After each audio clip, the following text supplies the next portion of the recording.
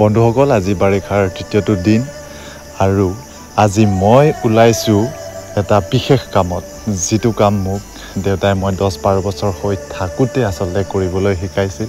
আৰু মই তেতিয়াই সিদ্ধান্ত কৰিছিলোঁ যে মই এইখিনিৰ মাজতে জীয়াই থাকিম মোৰ জীৱনটো। আৰু আজি চাওঁ আহক যে মই কোনখিনি জীৱনৰ সপোন দেখিছিলোঁ, কেনেকৈ জীয়াই থকাৰ সপোন দেখিছিলোঁ।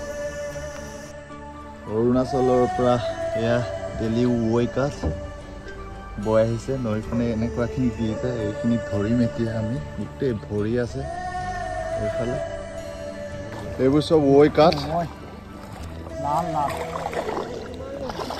ক্লাছ কাঠ চব বেছি নাই। এইখিনি আমি লৈ যাওঁ, আমি এনেকৈ কালেক্ট কৰিছোঁ। এইখিনি কাটি কাটি ভাল ভাল কামত লগাব পাৰিম। সব তেলি আমি সব কালেক্ট কৰিছোঁ।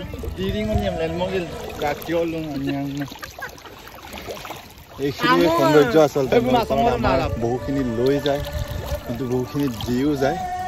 অলপ কষ্ট কৰিব লাগিব আৰু জীৱনততো সংগ্ৰাম কৰিব লাগিবই।